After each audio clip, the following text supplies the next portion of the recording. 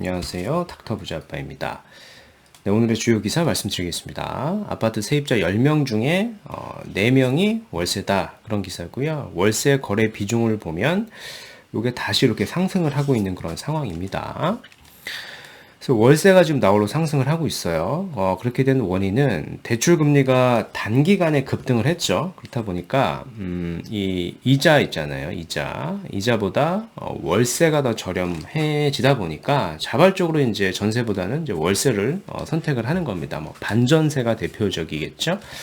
그래서 이렇게 늘어난 수요가 월세 가격을 지금 밀어 올리고 있습니다. 즉 이런 거예요. 문제는 월세 가격이 계속 오르면은 다시 전세나 또는 매매 수요를 자극을 할 수가 있습니다. 사실 전세가가 오르면 매매가랑 영향을 주잖아요. 근데 월세가가 오르니까 또 같이 영향을 주게 되는 겁니다. 최근에 외곽지를 중심으로 물량이 조금 많아지고 가격에 조정을 받죠. 근데 게다가 이제 금리까지 영향이 있어서 주택을 가진 사람만 이게 부담이 되겠구나 라고 생각을 할 수 있는데 사실 시장 자체가 그렇지가 않아요. 내가 월세를 살고 있든 전세를 살고 있든 주택을 가지고 있든 다 같은 영향권에 있다라고 생각을 합니다. 그렇게 판단을 하셔야 돼요. 내가 월세로 살고 있고 전세로 살고 있고 주택을 가지고 있지 않다라고 하더라도 금리의 영향을 계속 받고 있는 겁니다. 그쵸? 어차피 나는 누군가의 주택을 세들어서 살고 있는 거잖아요. 그쵸? 그러면 내가 무주택자들 분 중에 상담을 하다 보면 이러신 분들이 많아요. 내가 조금씩 저축을 해가지고 나중에 주택 가격이 많이 하락을 하면은 그때 이제 집을 사겠다라고 하는데 이게 이제 21년도 기사입니다. 대도시에 거주하는 40대의 한 65%는 노후자금 저축, 저축액인데요. 평균 저축액이 월 한 61만 원 정도밖에는 되지가 않습니다. 이거 1년 저축해봐야 1,000만 원도 되지 않잖아요. 그래서 전체 조사 대상의 59%는 향후 노후자금을 위해 가지고 저축을 늘릴 계획이다. 이렇게 얘기를 했는데 사실 지금 금리를 올리는 이유가 물가를 잡기 위해서 금리를 올리고 있는 거고요. 그만큼 이제 물가가 많이 올랐다라고 하는 겁니다. 근데 내 소득은 한정적이잖아요. 한정적인 소득에서 물가가 올라서 쓰고 남은 거를 저축을 해야 되는데 저축액을 사실 늘릴 수가 없는 겁니다. 근데 여기다가 내가 자산까지 없다. 주택까지 없다라고 하면은 정말 힘들어지는 거죠. 저축도 할 수 없고요. 자산도 취득할 수가 없으니까요. 저축을 해서는. 그래서 사실 이런 경우에 내가 소득이 낮고 노후자금도 저축을 할 수 없다라고 하시는 분들은 사실 거주와 투자로서 부동산을 취득을 하는 게 우선이다라고 저는 생각을 합니다. 이제 한편 이제 분양가 상한제를 개편한다 이런 얘기들이 지금 많이 나오고 있죠. 그 내용이 어떤 게 포함이 되냐면은 건설 원자재 값이 상승을 했잖아요. 그래서 현실적인 공사비가 이제 반영이 돼야 하는 부분이 있고 조합 이주비, 사업비 등 이제 가산비가 항목에 포함이 됩니다. 이렇게 되면은 분양가 상한제가 일부 개편이 됨으로써 분양가가 올라가게 되고요. 올라간 분양가 때문에 사업이 조금 원활히 진행이 될 수 있겠죠. 그렇게 되면은 일반 분양 물량이 조금 더 나올 수가 있다라는 겁니다. 근데 문제는 이 분양가 상한제를 기다리면서 낮은 분양가를 목표로 하고 청약을 기다리신 분들에게는 사실 좋은 소식이 아니죠. 왜냐하면 분양가 상한제가 개편이 되면 분양가가 올라가게 되니까 로또 청약이 그만큼 없어지게 된다라는 부분입니다. 그러니까 청약을 내가 늦게 당첨이 될수록 굉장히 불리한 상황이다라고 말씀을 드려봅니다. 즉 분양가 상한제가 개편이 되고 신규 아파트 분양가는 상승이 될 건데 일반 분양 물량은 많아지겠지만은 문제는 분양가가 오른다라는 거예요. 또 보유세가 2020년 수준으로 다주택자 종부세도 완화가 됩니다. 특히 1주택자 종부세 과세 기준이 14억 원입니다. 공시지가가 14억이다 라고 하면은 사실 종부세가 이제 하나도 나오지 않게 됩니다. 예로 들어 보면은 마포 레미안 푸르지오죠. 여기가 지금 기준 현행 기준으로 보면은 종부세가 조금 나왔었는데 개편안에 보면은 종부세를 하나도 내지 않게 되고요. 잠실 S 같은 경우에는 뭐 고가 주택에 속하죠. 전용 84 같은 경우는 한 25억 정도 하는데 여기가 현행 기준으로 종부세를 한 200만 원 넘게 냈어요. 근데 이게 개편이 되면은 한 56만 원 밖에는 내지 않게 됩니다. 상당액 많이 줄어들게 되죠. 뭐 이렇다 보니까 1주택자 보유세 부담이 크게 줄죠. 뭐 그렇다 보니까 똘똘한 한 채로 더 심화가 될 수 있을 것이다 라고 뭐 저도 생각을 합니다. 현재 시장에서는 핵심지 같은 경우에는 신고가가 오히려 더 갱신이 되고 있는 그런 상황이에요. 네, 오늘 구독자 사연 같이 살펴보겠습니다. 30대 초반 직장인 미혼 남성이고요. 연봉은 6천이라고 하셨습니다. 직장 위치는 동대문 인근이고요. 원룸 오피스텔 월세로 자취 중에 있습니다.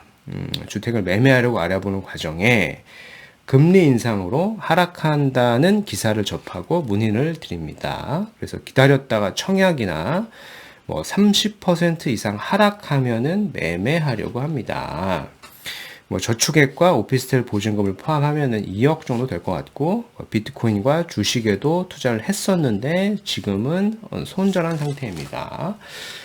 뭐 결론을 보면 현재 자산이 아예 아무것도 가지고 계시 않고 현금성 자산만 가지고 있는 상황인 것 같아요. 그래서 문의를 하신 게 청약을 할지 기다렸다가 뭐 30% 이상 하락하면은 매매할지 이런 말씀인데 청약 관련해서는요, 일단은 30대 초반 직장인 미혼 남성 같은 경우에는 이제 서울권의 가점제로는 뭐 청약 당첨 가능성이 일단은 없고요.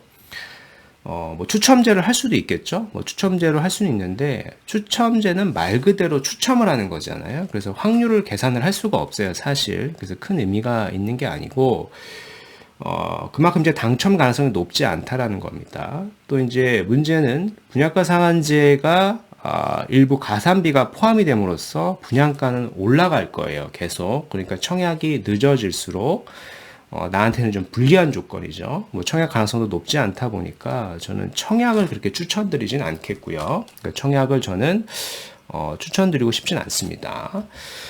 그리고 이제 두 번째 문의를 하신 게 30% 이상 하락하면은 내가 어떤 거를 매매하겠다 이렇게 말씀을 하셨는데 뭐 과거 데이터를 보면은 이 30% 이상 하락했던 적이 사실 금융위기 때를 제외하고는 없었어요. 물론 개별 단지로 또 봐야 되겠지만은 그렇다는 얘기는 이 부동산이라고 하는 거, 특히 서울의 부동산은 하방 경직성이 굉장히 우수한 겁니다.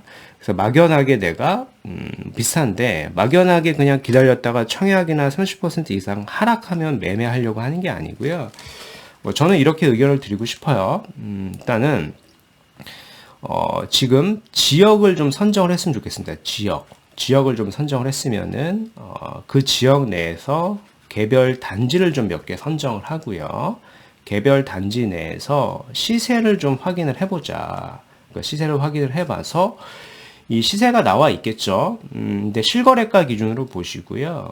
과거에 신고가가 얼마인지 확인을 해보는 겁니다. 신고가가 얼마인지 확인을 해보고 그 신고가 기준으로 얼마까지 떨어졌을 때 정확하게 내가 매수를 할 건지 정확하게 타겟팅을 해놓는 시간으로 삼으셔야 돼요. 현재를 뭐 단순하게 기다렸다가 뭐 청약이나 뭐 30% 이상 하락하면은 매매하는 게 아니라 요 단계를 거치는 거죠. 지역을 선정을 하고 두 번째 단지를 선정을 하고 세 번째 시세를 파악을 하자. 근데 이 시세는요, 현재 내가 감당 가능한 레버리지를 일으켜야 되겠죠. 금리가 아무래도 계속 올라가는 추세다 보니까 당분간은 계속 금리가 올라갈 거예요. 그러니까 현재 2억이 있으니까 뭐 무리해서 내가 대출 막 4억씩 받을 수는 없을 것 같고요. 한 5억 이하 정도의 아파트를 검토하시는 게 좋을 것 같고요. 뭐 투자성을 높이려면은 정비 사업 가능성이 있는, 즉 이제 재개발이나 재건축 가능성이 있는 그런 지역을 우선하시는 게 좋을 것 같아요. 제가 뭐 예시를 들어가지고 좀 말씀을 드려보겠습니다. 일단 직장이 이제 동대문이라고 하셨어요. 동대문이라고 하셨으니까, 지역을 한번 같이 예로 들어서 말씀을 드려보겠습니다. 저는 이제 도봉구 창동 일대가 현재 가진 자산, 그리고 뭐 직장의 위치 등을 고려해 봤을 때, 뭐 적합하다라고 생각을 합니다. 여기에도 보면은 5억이 넘지 않는 그런 재건축 아파트들이 있어요. 안전진단까지 통과한 그런 단지가 있으니까 여기를 한번 예시로 말씀을 드려보겠습니다. 네. 일단 1000명 이상 있는 기업을 이제 구별 사업체 수로 이렇게 분석을 한 그래프인데, 보면은 1등이 이제 영등포, 서초구, 강남구, 중구, 뭐 종로구, 송파구 순서예요.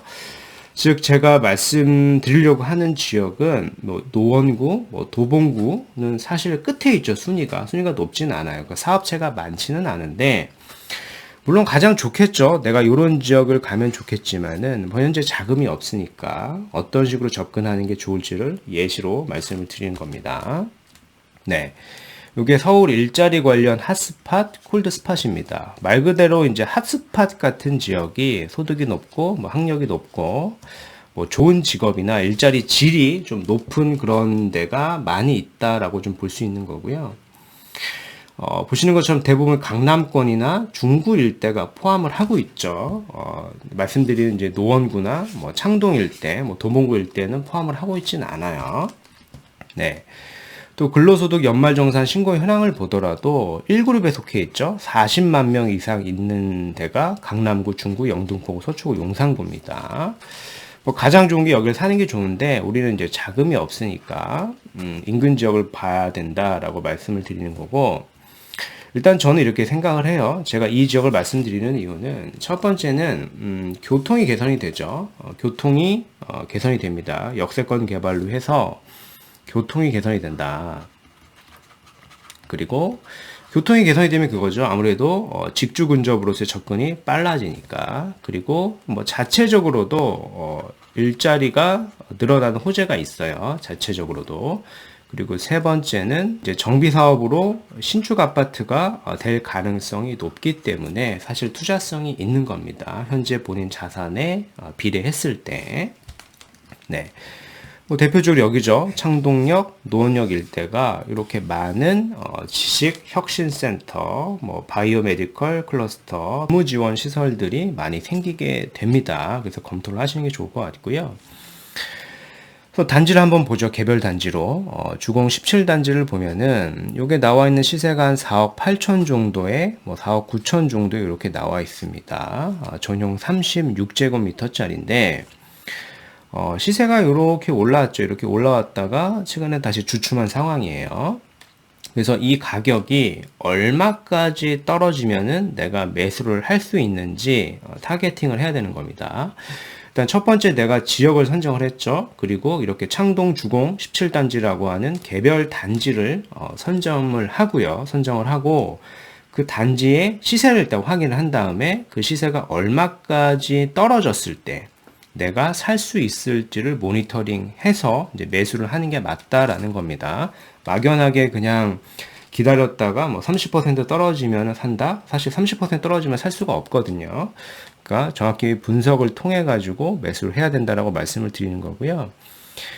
가격을 보면 이게 한 5억 5천에 한 신고가로 갱신이 되고요. 최근에는 가격이 한 4억 9천 정도에 나왔다가 나와 있는 거 한 4억 8천짜리도 이렇게 나와 있는데요. 저는 이 가격이, 막 2년 전 가격, 그죠? 막 2억대, 뭐 3억대까지 떨어지기는 사실 어렵다라고 생각을 하고요. 목표하시는 가격을 한 4억대 초반 정도면은 사실 충분히 매수해도 경쟁력이 있는 가격이라고 생각을 합니다. 여기가 이제 1차 예비 안전 진단을 통과를 했고 이제 2차 정밀 안전 진단까지 통과를 하면은 사실상 더 이상 이 가격은 아닐 거라고 생각을 하고요. 그리고 두 번째 변수가 만약에 이제 빨라갖고 사업이 빨라서 조합 설립 인가까지 나버리면은 이게 전매가 제한이 되잖아요. 뭐 가격도 오르고 전매도 제한되면 사실 나는 이걸 살 수가 없는 거예요. 그러니까 막연히 기다리면 안 된다라는 얘기고요. 이런 식으로 지역을 선정을 하고 개별 단지 그리고 시세를 분석을 해서 사실 본인이 타겟팅을 해갖고 매수할 수 있는 기회로 삼으셨으면 좋겠습니다. 올 하반기를요. 네. 그래서 오늘 말씀드린 내용을 좀 요약을 해보면은 아파트 세입자 10명 중에 4명이 월세를 살고 있고 계약을 했고 계속된 월세가 상승은 전세 매매로의 수요 전환을 촉발할 수도 있다라는 생각이 듭니다. 분양가 상한제 개편 예정이 되고요. 가산비도 포함이 됨으로써 분양가는 오를 것입니다. 1주택 공시지가 14억까지는 종부세와 면제가 되고요. 그렇다 보니까 똘똘한 한 채 심화 현상은 여전히 가속화될 것 같아요. 오늘 이제 사연인데요. 30대 초반 직장인 무주택자분인데요. 저는 이제 창동 주공 17단지로 예를 들어서 좀 추천을 드려봤고, 하락을 이제 막연히 기다리지 말고요. 지금 시간을 좀 적극 활용하는 시간으로 하셨으면 좋겠습니다. 즉 이거죠. 개별 지역을 선정을 하고, 그리고 단지를 선정을 해서 시세 분석을 통해서 그 시세가 내가 살 수 있는 시세, 과거 한 1년치를 봤을 때 한 최저가 정도면 사실 거주와 투자로서는 문제가 되는 가격대는 아니다라고 생각이 되니까 이런 식으로 저가 매수 기회로 적극적으로 삼기에 좋다라고 저는 말씀을 드려보겠습니다. 네, 오늘 말씀드린 내용은 여기까지이고요. 제 영상이 좀 도움이 되셨으면 구독하기, 좋아요, 알림 설정 부탁드리겠습니다. 이상 닥터 부자였습니다. 감사합니다.